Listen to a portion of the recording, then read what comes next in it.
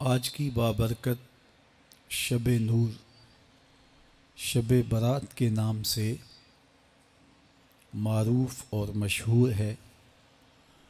اس بابرکت شب کے دامن میں اتنی برکتیں اور اتنی رحمتیں ہیں کہ اللہ جل شانہ گناہ گاروں کو جہنم کی آگ سے آزاد فرما دیتا ہے۔ ام المومنین سیدہ طیبہ طاہرہ سیدہ عائشہ صدیقہ رضی اللہ تعالی عنہا فرماتی ہیں، ایک دن میں دیکھا کہ حضور میرے حجرہ میں نہیں ہیں، تو میں حضور کو تلاش کرنے نکلی۔ جنت البقیع میں آسمان کی طرف سر اٹھائے حضور اللہ سے التجائیں کر رہے تھے۔ مجھے دیکھا تو ارشاد فرمایا، عائشہ کیا تم نے یہ سمجھا کہ اللہ کا رسول تم سے زیادتی کرے گا؟ فرماتی ہیں میں نے عرض کی یا رسول اللہ صلی اللہ علیہ وسلم، میں یہ سمجھا شاید آپ کسی زوجائے محترمہ کے حجرہ میں تشریف لے گئے ہیں۔ فرمایا آج لیلۃ النصف من شعبان، شعبان کی 15ویں رات ہے، درمیانی شب ہے۔ اس رات کو اللہ تعالیٰ جل شانہ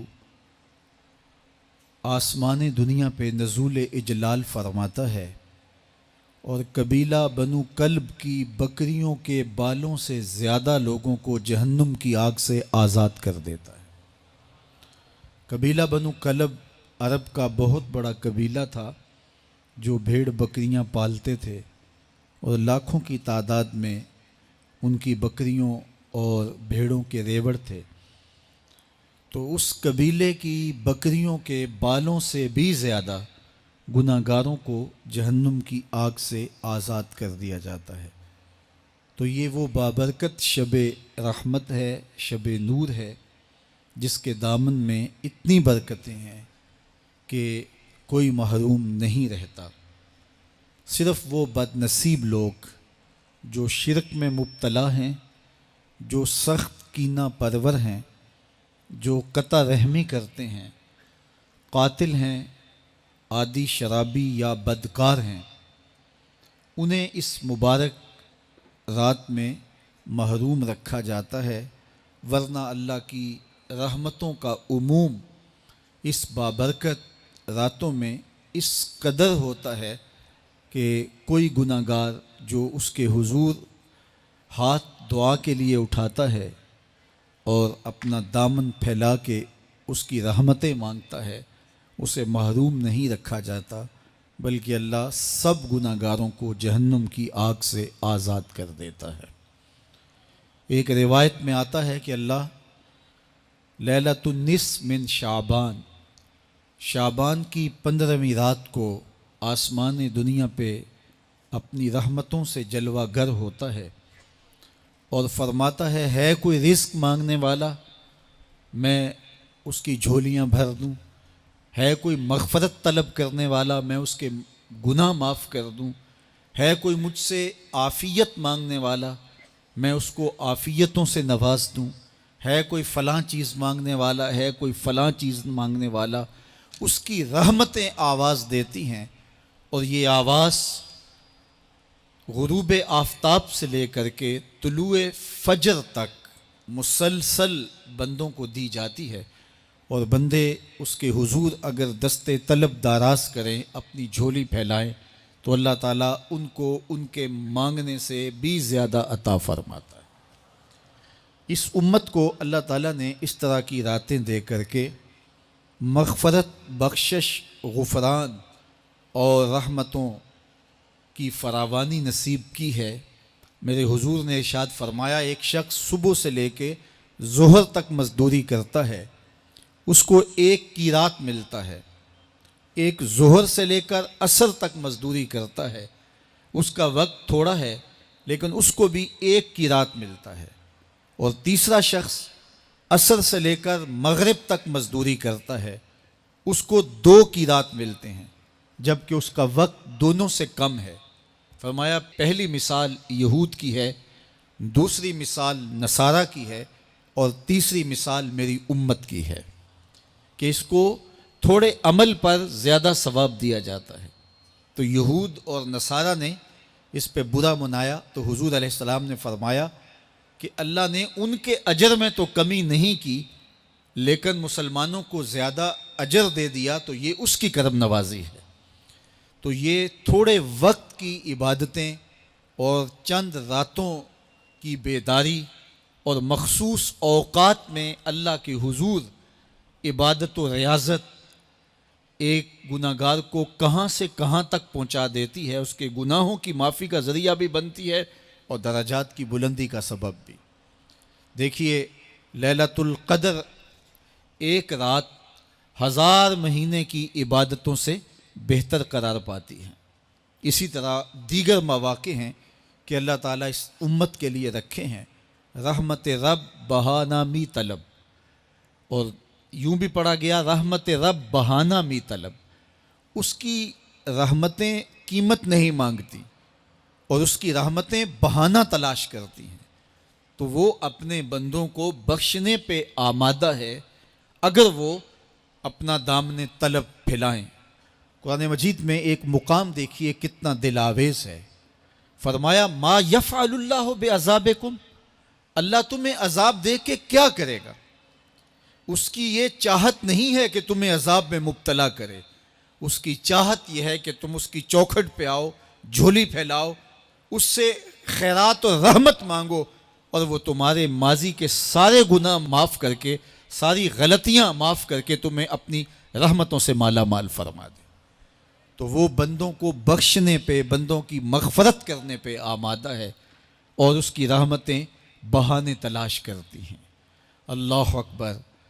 اور دوسری جانب اس کے بندے، اس کے مملوک، اس کی مخلوق، اور مخلوق کی گناہ گار اور نیکوکار اس کی رحمتوں کے طالب ہوتے ہیں، بلکہ وہ گناہ کرنے کے بعد جب معافی مانگتے ہیں تو اللہ کو یہ معافی بہت پسند ہے۔ معافی مانگنا، اس کے حضور اپنے دامن کو پھیلانا، وہ اس کو بہت زیادہ محبوب ہے۔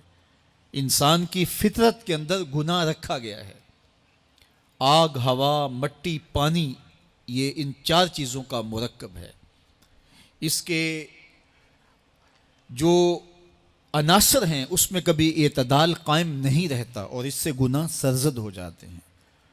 گناہ کرنے کے بعد بندے کا اس گناہ پہ اصرار کرنا، اڑ جانا، ضد کرنا، توبہ نہ کرنا، اللہ کو یہ پسند نہیں۔ لیکن اگر اس سے گناہ سرزد ہو جائے تو پھر وہ توبہ کر لے تو اللہ کو یہ بہت زیادہ پسند ہے۔ جو اس سے ہو سکے نیکی وہ اللہ کے حضور پیش کرے، لیکن اس کے اندر جو شر رکھی گئی ہے، اس کے اندر جو قوتیں گناہ کی رکھی گئی ہیں، اس سے اگر اس سے گناہ سرزد ہو جائے تو پھر وہ اللہ سے توبہ کرے، اللہ کی طرف رجوع کرے، تو اللہ اس کی توبہ کو نہ صرف قبول کرتا ہے بلکہ اس کے گناہوں کو معاف کرتا ہے اور گناہوں کو بدل کے نیکیوں میں تبدیل کر دیتا ہے۔ جب گناہ نیکیوں میں تبدیل ہو گئے تو جتنا بڑا گناہ گار تھا اتنا بڑا نیکوکار ہو گیا۔ حضرت سیدنا عمر رضی اللہ تعالیٰ عنہ بازار میں جا رہے تھے تو ایک شرابی نے ہاتھ میں بوتل پکڑی تھی شراب کی، تو حضرت عمر ہاتھ میں درہ رکھتے تھے اور آپ کا جاہ و جلال دیدنیت ہوتا، تو جو ہی حضرت عمر رضی اللہ تعالیٰ عنہ کو اس نے دیکھا تو ڈر گیا اور دل ہی دل میں کہا، اے اللہ آج عمر کے قہر سے بچا لے، میں تیری بارگاہ میں سچی توبہ کرتا ہوں، اور جلدی سے شراب کو بغل میں چھپا لیا۔ اتنے میں حضرت عمر سر پہ پہنچ گئے اور گرج کر کڑک کے کہا کہ یہ تیری بغل میں کیا ہے؟ چونکہ اس کو بوتل چھپاتے دیکھا تھا تو وہ ڈر گیا اور ڈرتے ڈرتے کہنے لگا، حضرت یہ سرکہ ہے۔ اب تھی تو شراب، لیکن ڈرتے ہوئے بولا، حضرت سرکہ ہے۔ تو حضرت عمر نے کہا، نکال۔ جب نکالا تو شراب نہیں تھی، واقعی سرکہ بن چکا تھا۔ تو جب اللہ کے حضور کوئی توبہ کرتا ہے، اللہ اس کے گناہوں کو بدل کے نیکیوں میں تبدیل کر دیتا ہے۔ حدیث پاک میں آتا ہے کہ قیامت کے دن اللہ ایک شخص کو کہے گا کہ اپنا نامہ اعمال پڑھ، تو وہ نامہ اعمال پڑھنے لگ جائے گا۔ تو نامہ اعمال کے اندر چھوٹے گناہ بھی ہوں گے، بڑے گناہ بھی ہوں گے، تو اللہ سے حیا کرتے ہوئے، شرم کرتے ہوئے وہ بڑے بڑے گناہوں کو چھوڑتا جائے گا اور چھوٹے چھوٹے گناہوں کو پڑھتا رہے گا۔ جب وہ سارے گناہ پڑھ چکے گا اور کتاب ختم ہوگی تو اللہ تعالیٰ اسے فرمائے گا، میرے بندے تو نے یہ جتنے گناہ پڑھے ہیں میں نے سب کو بدل کے نیکیوں میں تبدیل کر دیا۔ تو بندہ کہے گا، اللہ ابھی تو میرے بڑے بڑے گناہ رہتے ہیں جو میں نے پڑھے ہی نہیں۔ فَضَحِكَ النَّبِيُّ حَتَّى بَدَتْ أَنْيَابُهُ، حضور جب یہ بیان فرما رہے تھے تو حضور اتنا مسکرائے کہ صحابہ نے حضور کی داڑھیں دیکھ لی۔ تو پہلے وہ بڑے بڑے گناہ چھوڑے جا رہا تھا، لیکن جب اللہ فرمائے گا کہ میں تیرے گناہوں کو بدل کے نیکیوں میں تبدیل کر دیا، تو وہ کہے گا ابھی تو بڑے بڑے گناہ رہتے جو میں نے ابھی پڑھے ہی نہیں۔ تو جب کوئی بندہ اس کے حضور توبہ کرتا ہے، اللہ یہ نہیں دیکھتا اس نے گناہ کتنے کیے ہیں، یہ دیکھتا ہے بندہ آیا میری چوکھٹ پہ ہے تو اللہ اس کے پچھلے سارے گناہ معاف فرما دیتا ہے۔ اللہ اکبر۔ میرے اور آپ کے آقا و مولا نے اللہ کے حضور توبہ کرنے اور اس پر اللہ کی خوشی اور اللہ کی خوشنودی کا ذکر کرتے ہوئے ایک مثال بیان فرمائی کہ ایک شخص صحرا میں سفر کر رہا تھا، تو وہ ایک درخت کے نیچے دوپہر کاٹنے کے لیے، سستانے کے لیے رک گیا اور درخت کے ساتھ اپنے اونٹ کو باندھ دیا اور خود لیٹ گیا تاکہ دوپہر کاٹ لوں۔ تھوڑی دیر کے بعد جب اس کی آنکھ کھلی تو اس نے کیا دیکھا کہ اونٹ ماں ساز و سامان کے ساتھ غائب ہے۔ اب صحرا میں اونٹ کا گم ہو جانا گویا زندگی چلے جانے کے مترادف ہے۔ تو اس نے دائیں بائیں بھاگ دوڑ کے دیکھا کہ کہیں اونٹ کا نشان مل جائے، لیکن اونٹ کا نشان نہیں ملا۔ تا حد نظر کوئی انسانی آبادی نہیں۔ وہ بھاگا اور تھک ہار کے دوبارہ اسی درخت کے نیچے بیٹھ گیا اور پیاس سے ہلکان ہوا جا رہا تھا اور درخت کے ساتھ ٹیک لگا کے لیٹ گیا اور موت کا انتظار کرنے لگا۔ جن لوگوں نے صحرا کا سفر کیا ہے ان کو اس بات کا اندازہ ہوگا کہ کئی 100 میل تک انسانی آبادی ہی نہیں، اب نہ کچھ کھانے کے لیے بچا نہ کچھ پینے کے لیے بچا، اونٹ بھی غائب ہو گیا، توشہ بھی ساتھ ہی چلا گیا، تو اب ظاہر ہے سیدھی موت ہی نظر آ رہی ہے۔ تو وہ اس درخت کے ساتھ ٹیک لگا کے بیٹھ جاتا ہے اور موت کا منتظر ہوتا ہے۔ تھوڑی دیر کے بعد پھر اس کی دوبارہ آنکھ لگ جاتی ہے۔ جب دوبارہ آنکھ لگتی ہے تو تھوڑی دیر بعد پھر آنکھ کھلتی ہے۔ جب دوبارہ آنکھ کھلتی ہے تو دیکھتا ہے کہ اونٹ جو گما تھا ماں ساز و سامان کے اس کے پاس کھڑا ہے۔ تو صحرا میں اس حالت میں اونٹ کا مل جانا زندگی مل جانے کے مترادف ہے۔ تو وہ اتنا خوش ہوا کہ خوشی کی انتہا نہ رہی، بلکہ مسرتوں کے ہجوم میں درک گیا اور کہنے کیا لگا، اللہم انت عبدی وانا ربک، اے اللہ تو میرا بندہ اور میں تیرا رب۔ کہنا تو یہ تھا کہ تو میرا رب اور میں تیرا بندہ، لیکن مسرتوں کا ہجوم ہی اتنا تھا، خوشیوں کا ہجوم ہی اتنا تھا کہ زبان پہ قابو نہ رہا۔ کسی کے آنے سے ایسے ہوش اڑے ساقی کے، شراب سیخ پہ ڈالی اور بوتل میں کباب۔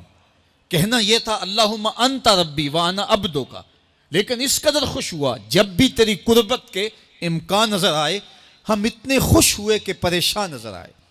تو کہنا یہ تھا کہ اے اللہ تو میرا رب اور میں تیرا بندہ، لیکن خوشیوں کے ہجوم میں وہ کہتا ہے اللہم انت عبدی وانا ربک، اے اللہ تو میرا بندہ اور میں تیرا رب۔ حضور یہ بات بیان کرنے کے بعد صحابہ سے پوچھتے ہیں کہ ذرا بتاؤ اس بندے کو کتنی خوشی ہوئی کہ خوشی میں زبان بھی قابو نہ رہی اور اپنے آپ پہ کنٹرول نہ رہا، اور خوشیوں کے ہجوم میں اسے یہ بھی پتہ نہیں چل رہا کہ وہ کیا بول رہا ہے۔ تو صحابہ نے عرض کی حضور بہت زیادہ اسے خوشی ہوئی۔ تو میرے حضور نے یہ بات کرنے کے بعد ارشاد فرمایا، جس طرح اس کو گما ہوا اونٹ ملا اور اس کی خوشی کی انتہا نہ رہی، تو فرمایا جب کوئی شخص توبہ کرتا ہے اور اللہ کی حضور پلٹ کے آتا ہے، گناہوں سے معافی مانگ کے اس کی دہلیز پہ آتا ہے، میرے حضور نے فرمایا اللہ اس سے بھی زیادہ خوش ہوتا ہے کہ میرا بندہ میری چوکھٹ پہ آ گیا ہے۔ تو وہ یہ چاہتا نہیں کہ اپنے بندوں کو عذاب دوں، وہ خود آگ میں چھلانگے لگائیں تو اس کی مرضی، اگر گناہ سرزد بھی ہو گیا ہے تو کوئی بات نہیں، معافی مانگ لی جائے.